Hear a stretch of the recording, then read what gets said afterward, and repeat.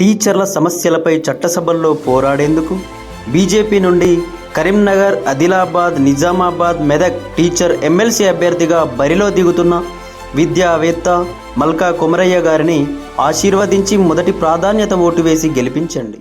అన్న చెప్పు, ఎవరికి ఇప్పుడు ఎమ్మెల్సీ ఎలక్షన్స్ వస్తూ ఉన్నాయి, శాసన మండలికి మీ తరపున కొట్లాడడానికి ఎవరిని ఎన్నుకుందాం అనుకుంటాను? అంటే ఇప్పుడు వ్యవసాయదారుని బాధ వ్యవసాయదారునికి తెలుస్తుంది. అయితే ఇప్పుడు నిరుద్యోగులను తరపున ఏంటంటే నిరుద్యోగునికే తెలుస్తుంది. అంటే హాస్టల్ ఫీజు కానీ, మెయింటెనెన్స్ కానీ, ఖర్చులు కానీ. కొంతమంది పరిస్థితి ఏంటంటే అందరూ ఏంది ఫైనాన్షియల్గా ఫిట్ ఉండరు, కొంతమంది బీద కుటుంబం ఉంటుంది. కాబట్టి ఇప్పుడు నిరుద్యోగుల గురించి తెలవాలంటే నిరుద్యోగ వ్యక్తికే వేయాలి. ఎవరు అనుకుంటున్నావు మరి? నీ ఆలోచనలు ఎవరు ఉన్నారు? నా ఆలోచనలు ఏంటంటే అంగ సంపద యాదవ్ అన్న గారికి ఏదామని నా అభిప్రాయం. ఎన్నో నెంబర్ అన్నది? 12.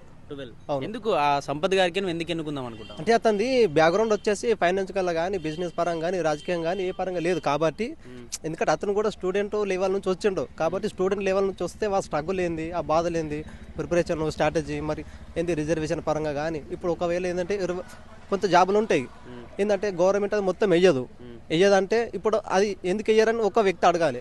కావాలంటే ఏంటంటే నిరుద్యోగుల నుంచి వచ్చిన వ్యక్తి మాత్రమే అడగగలుగుతాడు. ఎందుకంటే ఇప్పుడు 1 మార్కు కానీ 6 మార్కు కానీ జాబ్ పోయింది అనుకో, ఎంత స్ట్రగుల్ ఉంటుంది, ఎంత బాధ ఉంటుంది. 6 నెలలు ఏడాది చదివితే వచ్చే గవర్నమెంట్ జాబ్ అసలే కాదు. ఇప్పుడు మన 4 నెలల పంట, ఒక సంవత్సరం పంట 2 సార్లు కష్టపడతాం. అదే జీవితాంతం ఉండాలంటే 1 సంవత్సరం కడితే వస్తుందా? రాదు. అయితే ఎన్నో బాధలు పడతాం. కాబట్టి సీరియల్ నెంబర్ 12 అంగ సంపద యాదవ్ అన్నగారికి వేయండి. ఎందుకంటే అతనికి ఏమంటున్నట్టే, అతను నాకేం పసిలు ఇవ్వలేడు, నేను అతని దగ్గర ఏం పైసలు తీసుకోలేదు, అతను నాకేం చుట్టాలు కాదు, బంధువులు కాదు. కానీ నిరుద్యోగుల నుంచి వచ్చిండు కాబట్టి నిరుద్యోగుల గలం తరపున పోరాడితే ఏమవుతుందంటే, ప్రభుత్వానికి చట్టసభలలో పోరాడితే ఏమవుతుందంటే ఇప్పుడు ఏంది జాప్యం అనేది ఉండదు.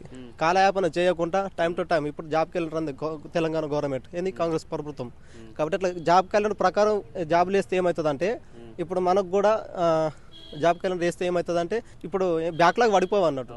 అంటే ఫ్రెషర్స్ వస్తారు వెళ్ళిపోతారు, సీనియర్ వెళ్ళిపోతారు, ఫ్రెషర్స్ వస్తారు వెళ్ళిపోతారు. కాబట్టి ఇబ్బంది ఏమి ఉండదు. అందుకని ఎప్పుడైనా గెలిపిస్తావు. ఇప్పుడు దాదాపు తిరుమల కూడా గట్నే గల్లం ప్రశ్నిస్తా అని చెప్పిండు. ఇప్పుడు కాంగ్రెస్ సంబంధించిన పార్టీ అది ఎట్లాంటి మేనిఫెస్టో తీసుకొస్తే వాళ్ళకు ఒక బీసీ విషయానికి కాకుండా వీత ఏది వచ్చినా కూడా వాళ్ళకు స్పందిస్తా ఉన్నాడు, వాళ్ళ తరపున మాట్లాడతాడు. మరి అన్న కూడా గెలిచిన తర్వాత మీ పనులు పక్కకు పెట్టి ఆయన స్వలాభం కోసం మాట్లాడుకుంటే ఏంది పరిస్థితి? స్వలాభం కోసం పోరాటం ఏంటంటే అతను అంతకుముందు ఏం చేశాడంటే బీఆర్ఎస్ పార్టీ మీద ఒక ఛానల్ పెట్టుండే, అన్ని ఉన్నాయి కాబట్టి అన్ని. అయితే ఇప్పుడు గెలిచిన తర్వాత ఏమున్నదంటే ఆరామ్ ఉన్నాడు కాబట్టి సరే వాళ్ళు ఉన్నా లేకుండా ఎట్లా ఉందంటే ఇప్పుడు నేటి రాజకీయం ఎలా నడుస్తుందంటే పేద ధనికని కాకుండా కులపరంగానే నడుస్తుంది వాస్తవానికి. ఎందుకంటే ఇట్లా ఇప్పుడు రెచ్చగొడతారు అంతే. ఎందుకంటే ఇప్పుడు మా బీసీలు మా వాళ్ళు, ఎస్సీలు మా వాళ్ళు, ఎస్టీలు మా వాళ్ళు తప్ప మరి పేదవాళ్ళు ఎవరన్నా గుర్తించలేరు. మా రెడ్డి మాకేస్తాడు, మా ఎస్సీ మాకేస్తాడు, మా ఎస్టీ మాకేస్తాడా తప్ప మరి మా ఎస్సీలలో గరీబులు ఉన్నారు, మా ఎస్టీలలో గరీబులు ఉన్నారని గుర్తించడం వాళ్ళు ఎవరు లేరు. నేటి రాజకీయాలు అనేది ఖచ్చితంగా బీజేపీ అనేది ఏంటంటే కులం పోతుంది, అదేంది కాంగ్రెస్ అయితే రెడ్డి పోతుంది, అటు టీడీపీ అయితే వెలమ కమ్మ, అంతే కులపరంగా నడుస్తుంది తప్ప ఈనాడు ఏ ప్రభుత్వం అయినా కానీ ఏ మేనిఫెస్టో పెడుతురు, పథకాలు పెడుతురు. ఎందుకు ఫ్రీ ఎడ్యుకేషన్ ఇవ్వండి. ఇప్పుడు నువ్వు చనిపోతావు, పథకాలు ఏం చేసుకుంటావు?